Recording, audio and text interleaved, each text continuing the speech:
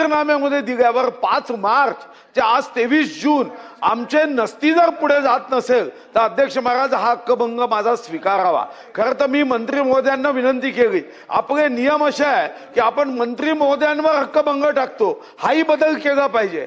मंत्री महोदयांची इच्छा असते, अधिकारी अध्यक्ष महाराज त्या नसतीवर असे बसतात की एखादी कोंबडी बसली म्हणून अंड्यातून पिल्लं निघावं तसून त्या 10 नसत्या त्याच्यातून तयार होईल। अध्यक्ष महाराज माझी विनंती आहे, हक्कभंग स्वीकारावा।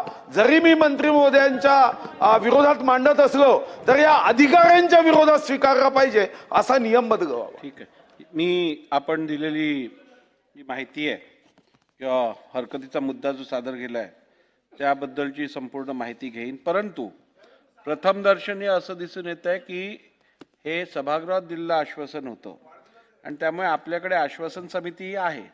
तर मला वाटतं हे उचित राहील की आपण आश्वासन समितीकडे पहिली या संदर्भातली याचिका करू आणि त्यानंतर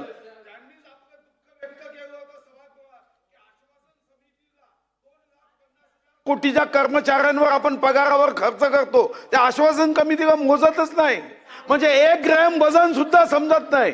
अध्यक्ष महाराज हे रेकॉर्ड मध्ये आहे। आश्वासन समितीकडे जाण्याच्या ऐवजी मी विचार केला की पॉवरफुल व्यक्तिमत्वाचे अध्यक्ष आहे, अध्यक्षांकडे कमीत कमी स्वातंत्र्यवीर सावरकरांना आश्वासन समितीमध्ये अध्यक्ष आपले अधिकार कधी वापरतात? When there is no alternate efficacious remedy, म्हणजे इतर कुठचाही मार्ग जेव्हा नसतो तेव्हा अध्यक्षांना त्यांचे अधिकार वापरायला लागतात।